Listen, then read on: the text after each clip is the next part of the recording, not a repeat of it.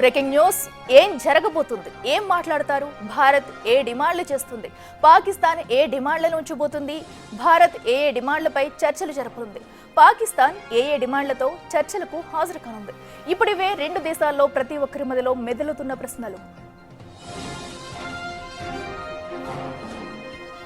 భారత్ పాకిస్తాన్ మధ్య కీలక చర్చలు ప్రారంభమయ్యాయి. డైరెక్టర్ జనరల్ మిలిటరీ ఆపరేషన్స్ మధ్య అత్యంత హీట్ మీటింగ్ జరుగుతుంది.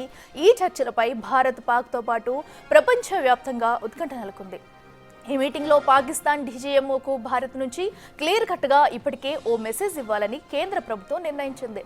పెహల్గాం ఉగ్రవాదులతో పాటు పీఓజేక్ను భారత్కు అప్పగించడంపై తమ చర్చలు ఉంటాయని ప్రధాని మోడీ స్పష్టం చేశారు.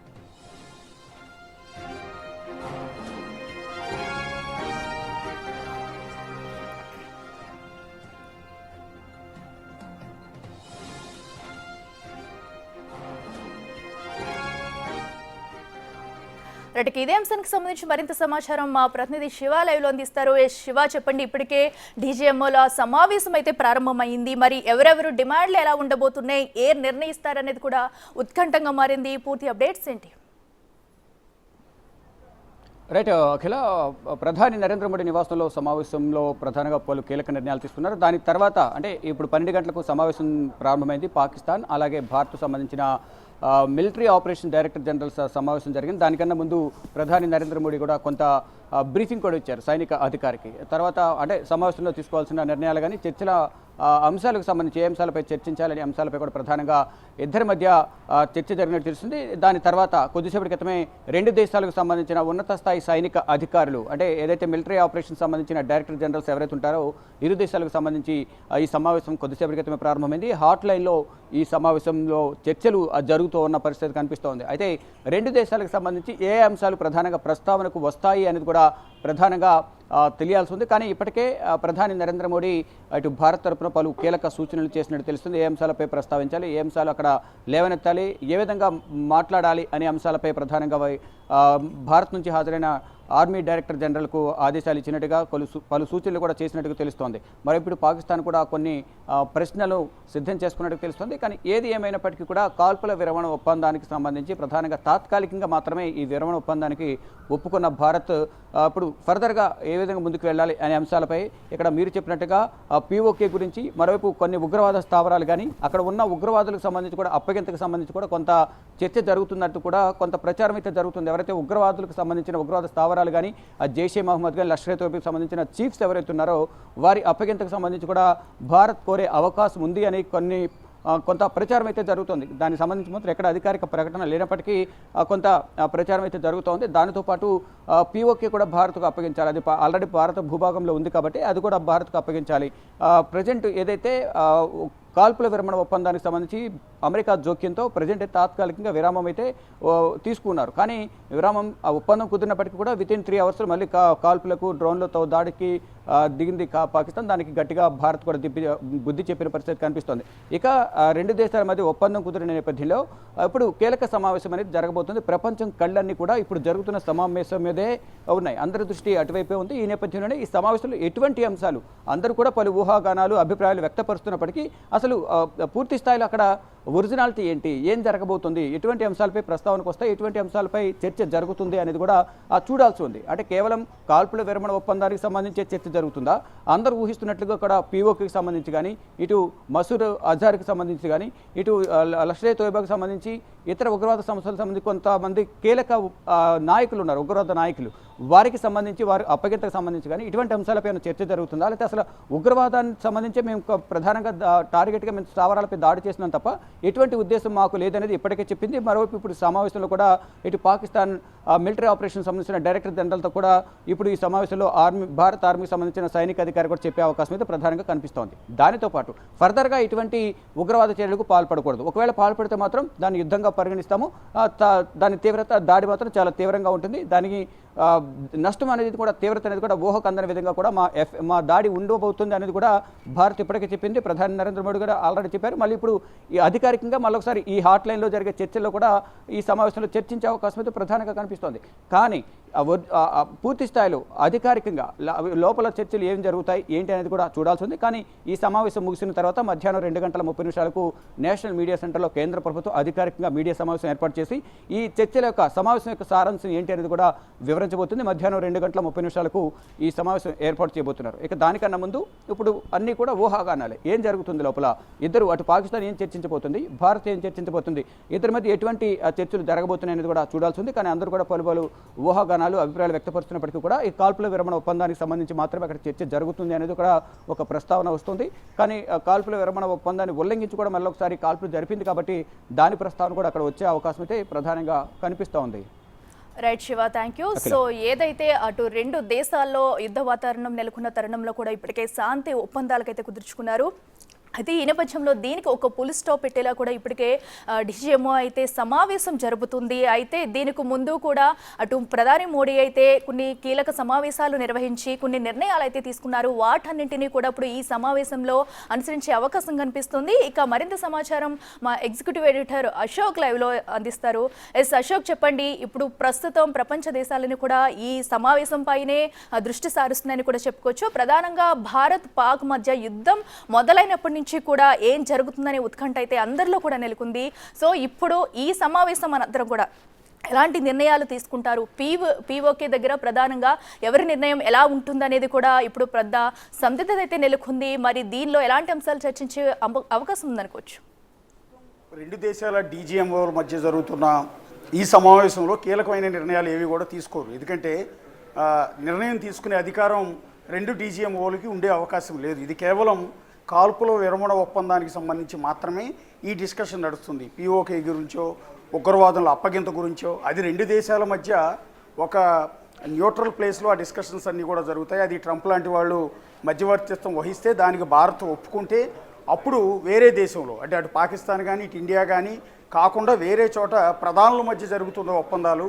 సో అందువల్ల ఇక్కడ నిర్ణయాలు అనేది ఏది ఉండదు రెండు డీజీఎంల మధ్య. అంటే డీజీఎంఓ అంటే director general of military operations, భారత్కి సంబంధించి రాజీవ్ గాయ్, అట్లాగే పాకిస్తాన్కి సంబంధించి జనరల్ కాసిఫ్ అబ్దుల్లా చౌదరి, వీళ్ళిద్దరి మధ్య కూడా ఈ డిస్కషన్ అనేది జరగబోతుంది. అది కూడా ప్రత్యేకమైన హాట్ లైన్లో రెండు మిలిటరీ ఆపరేషన్స్కి సంబంధించి రెండు మిలిటరీ వ్యవస్థలకు మాత్రమే ప్రత్యేకంగా ఉండే హాట్ లైన్లో ఈ చర్చ అనేది సాగబోతోంది. ఇది ఆల్రెడీ మొన్న డెసిషన్ తీసుకున్నారు. సాయంత్రం 5 గంటల నుంచి కాల్పుల విరమణ రెండు దేశాలు అంగీకరించినట్టే అన్నట్టుగానే దాని గురించి ఆ రోజు ఏదైతే ట్రంప్ ప్రకటించిన దాని ప్రకారం అప్పటికి కాల్పుల విరమణ ఒప్పందం అమల్లోకి వస్తుంది. అలాగే ఇవాళ మరోసారి చర్చలు కూడా సాగుతాయని ఆ రోజు ట్రంప్ కూడా ప్రకటించడం జరిగింది. సో అదే క్రమంలో ఇప్పుడు రెండు డీజీఎంఓలు మాట్లాడుకోబోతున్నారు. మాట్లాడిన తర్వాత ఏమి ప్రకటిస్తారు అనేది వెరీ ఇంట్రెస్టింగ్గా ఉంది. ఎందుకంటే కాల్పుల విరమణకి భారతదేశం అంగీకరించింది. ఇమ్మీడియట్గా పాకిస్తాన్ డీజీఎంఓ నుంచి ఫోన్ కాల్ రాగానే ఆ రోజే యాక్సెప్ట్ చేసింది. కానీ ఎప్పుడైతే సాయంత్రం 5 గంటల కాల్పుల విరమణ ఒప్పందం అమల్లోకి వస్తుందని చెప్పిన వెంటనే పాకిస్తాన్ మళ్ళీ తిరిగి దాడులు భారత్ మీద మొదలుపెట్టింది. సాయంత్రం 7 గంటల తర్వాత అటు జమ్మూలో కావచ్చు, ఇటు కాశ్మీర్లో కావచ్చు, చాలా చోట్ల రాజస్థాన్లో కావచ్చు, పంజాబ్లో కావచ్చు, చాలా చోట్ల డ్రోన్లతో దాడి చేసే ప్రయత్నం చేసింది. అంటే ఇది ఖచ్చితంగా కాల్పుల విరమణ ఒప్పందాన్ని ఉల్లంఘించడమే. సో ఎందుకు ప్రపోజల్ పెట్టారు, ఎందుకు దాన్ని ఉల్లంఘించారు?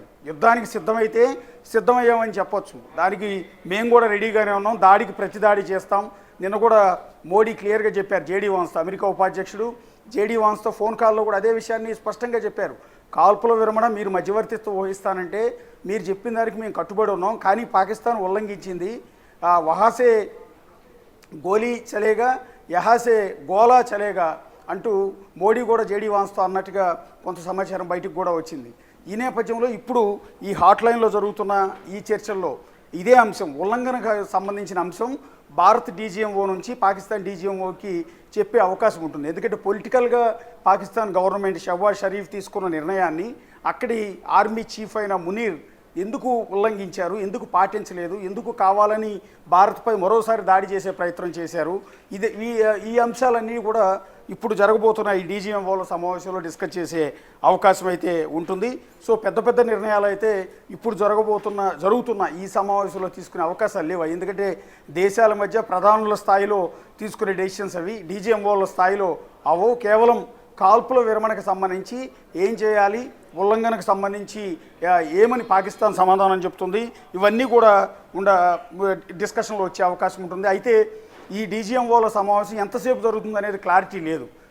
ఈ సమావేశం ముగిసిన తర్వాత 2:30 గంటలకి త్రివిధ దళాల అధిపతులు మరోసారి ప్రెస్ మీట్ పెట్టి ఈ సమావేశంలో ఏ అంశాలు డిస్కస్ చేశారు, పాకిస్తాన్ వేటికి ఒప్పుకుంది, ఏం జరగబోతోంది అనేది, సీజ్ ఫైర్ యథావిధిగా కొనసాగుతుందా, ఎల్ఓసి దగ్గర కాల్పుల విరమణ, ఇది కీలకమైన అంశం.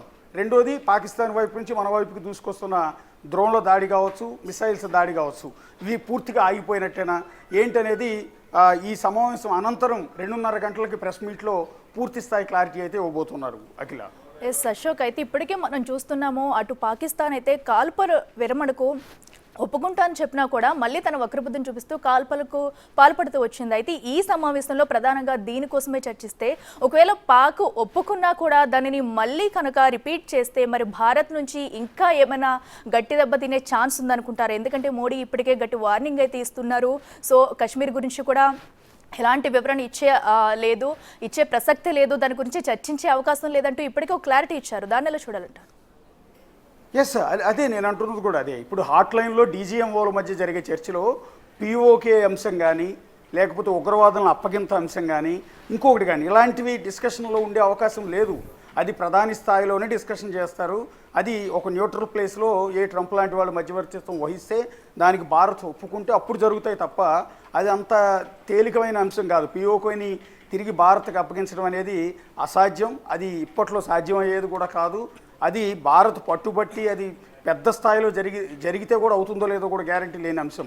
సో దాని గురించి ఇక్కడ డిస్కషన్ లేదు. పీఓకేని తిరిగి భారత్ స్వాధీనం చేసుకుంటాం అనే అంశం ప్రస్తుతం అసలు ప్రస్తావన లేదు. భారత్ తీసుకొస్తున్న అంశం ఏంటంటే ఉగ్రవాద నిర్మూలన, ఉగ్రవాదుల అంతమే భారతదేశం టార్గెట్గా పెట్టుకుంది. అందువల్లే పాకిస్తాన్ పెంచి పోషిస్తున్న ఉగ్రవాద శిబిరాలన్నింటినీ కూడా ధ్వంసం చేశామని నిన్న పెట్టిన ప్రెస్ మీట్లో చాలా స్పష్టంగా చెప్పారు.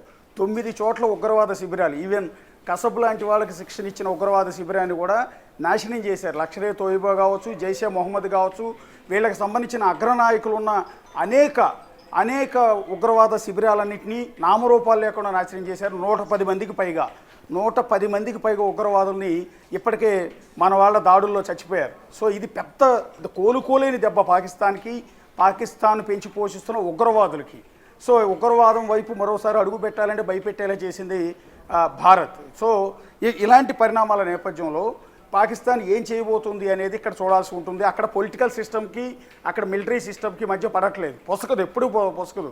గతంలో కూడా కార్గిల్ యుద్ధం వచ్చిన సందర్భంలో కూడా అక్కడ ప్రధానమంత్రులు మారిపోయిన సందర్భాలు ఉన్నాయి. ప్రధానమంత్రిని గద్దె దింపేసి ఆర్మీ చీఫే ప్రధానమంత్రి హోదాలో కూర్చుని ప్రభుత్వాన్ని నడిపిన సందర్భాలు ఉన్నాయి. జనరల్ ముషారఫ్ సంగతి మనందరికీ కూడా తెలిసిందే. భారత్తో యుద్ధం జరిగిన ప్రతి సందర్భంలోనూ, భారత్తో ఇలాంటి ఘర్షణ జరిగిన ప్రతి సందర్భంలో కూడా పాకిస్తాన్లో పొలిటికల్ సిస్టంలో అనేక చేంజెస్ వస్తూ ఉంటాయి. అక్కడున్న ఆర్మీ చీఫ్ మారిపోతుంటాడు, లేదంటే కనుక అక్కడున్న ప్రధానమంత్రిని దించేస్తూ ఉంటారు. దేశంలో అల్లకల్లోలం అనేది మొదలవుతుంది, అంతర్యుద్ధం చెలరేగుతుంది.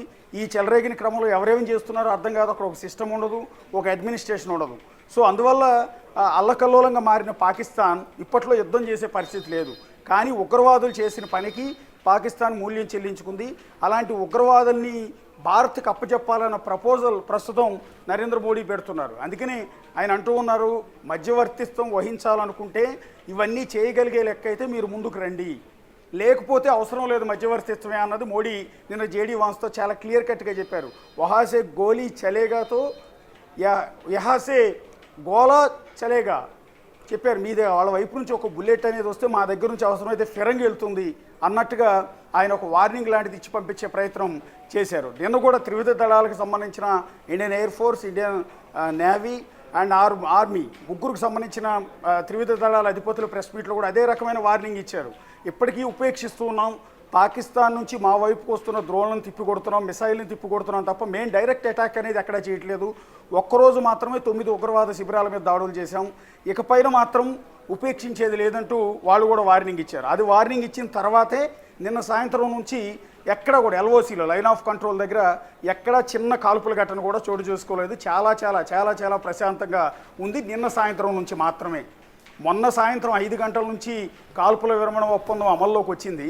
కానీ ఆ తర్వాత పాకిస్తాన్ దాన్ని ఉల్లంఘించి భారత్పై దాడులు చేసింది.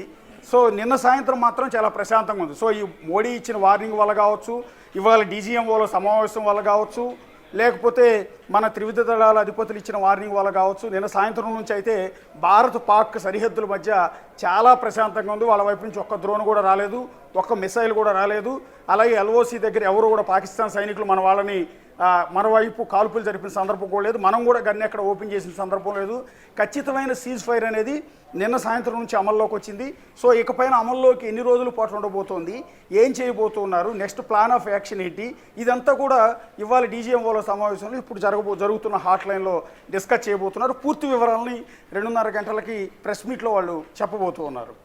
Right Ashok, thank you.